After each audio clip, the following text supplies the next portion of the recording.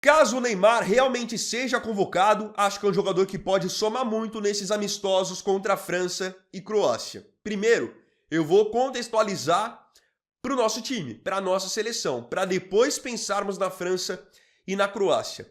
Pensando no Brasil hoje, para mim é claro que o Ancelotti tem um esqueleto definido, mas ainda não tem todo o time titular desenhado. Ainda mais agora com a baixa de última hora do Rodrigo, ele vai precisar pensar, cogitar uma nova forma de o time jogar ou até mesmo um jogador que possa exercer a função do Rodrigo. Num primeiro momento, o Rafinha assume a vaga que era do Rodrigo. Mas será que o Matheus Cunha continuará no time titular? Será que ele vai montar um quarteto ofensivo com Vini Júnior, Estevão, Rafinha e Matheus Cunha? Será que o Neymar agora, tendo essa oportunidade nos amistosos, não entra ali para colocar uma pulga atrás da orelha dele? Porque o Neymar é um jogador que hoje eu enxergo que pode colaborar muito mais na parte de armação do que sendo um ponta. O Neymar por muito tempo na seleção brasileira foi um ponta, um jogador de desequilíbrio no 1 contra 1, mas ele não é mais esse jogador, nem tem mais essa capacidade física. O Neymar ele pode ser decisivo, na minha opinião, em dois cenários.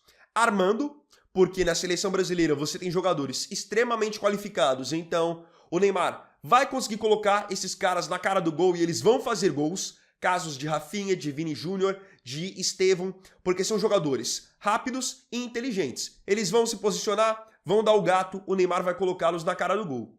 Não é a mesma situação, por exemplo, no time dele, no Santos, em que ele tem que fazer praticamente tudo. Tem que bater o escanteio e ele mesmo ir cabecear, porque ele vai sair para armar o jogo, vai tentar colocar um companheiro na cara do gol, com todo respeito, mas o companheiro é o Rony, o companheiro é o Tassiano, fica complicado. Agora, na seleção, ele armando, ele vai consagrar esses jogadores. Outro cenário no qual eu acredito que ele pode ser decisivo é finalizando. O Neymar sempre foi um grande finalizador.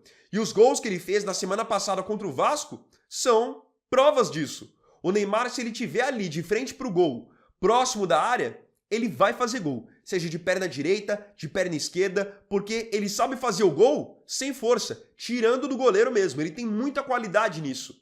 E tendo outros companheiros de alto nível para ajudá-lo, eu acho que ele pode ter um bom desempenho nesses amistosos. Só fico bem curioso para ver como que ele vai se sair na parte física. Porque França, Croácia são seleções bem físicas, de bastante entrega, então ele com certeza não vai ter vida fácil. Vai sofrer pancada, vai ser marcado de perto. Afinal, as outras seleções sabem muito bem da capacidade do Neymar, o que ele pode entregar, então ele sempre vai ser o cara a ser marcado com mais atenção. Outro ponto interessante que eu acho que pode ser discutido nessa data FIFA é a questão da titularidade do Neymar. Porque eu sempre falei para vocês que eu cobro que o Neymar esteja na Copa do Mundo, por entender toda a importância, a qualidade, a liderança, a experiência dele, só que eu nunca cheguei aqui dizendo que ele tinha que ser titular. Porque eu enxergo que existe sim um contexto, um mundo, em que o Neymar sendo reserva e vindo no segundo tempo com toda essa bagagem dele, ele também pode somar muito, não necessariamente apenas como titular. Agora pensando na configuração das nossas adversárias, da França e da Croácia. A França hoje é uma seleção top global, tranquilamente digo isso, para mim é top 3 para essa próxima Copa do Mundo, junto com a Argentina, junto com a Espanha.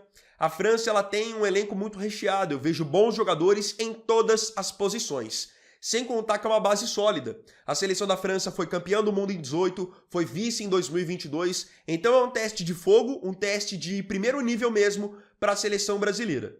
O Neymar pode ajudar muito num jogo contra a França pela questão da experiência, porque esse é o típico jogo de jogador grande.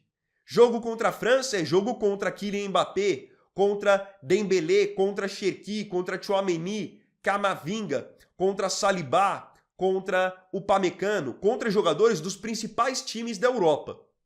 E para a seleção brasileira, que ainda é um time que está em formação, porque o Ancelotti chegou há menos de um ano na seleção, você tem jogadores de bastante experiência, de personalidade, eu acho que soma muito. Agora, pensando num contexto de jogo contra a Croácia ela é uma boa seleção também, mas claro que não no nível da seleção da França. A Croácia tem uma boa base, muitos jogadores experientes, como Luka Modric, Marcelo Brozovic, Ivan Perisic, jogadores que vocês conhecem muito bem já de outras Copas. Só que aí é um cenário diferente. Enquanto a França é uma top global que se pegar a seleção brasileira vai para cima do Brasil e não quer nem saber porque eles têm jogadores para isso, a Croácia muito provavelmente no amistoso contra o Brasil vai fazer o jogo deles, que é qual? Jogar mais fechadinho, jogar por uma bola, tentar controlar o jogo, tirar a velocidade, por saberem também da qualidade e da velocidade do jogo do Brasil.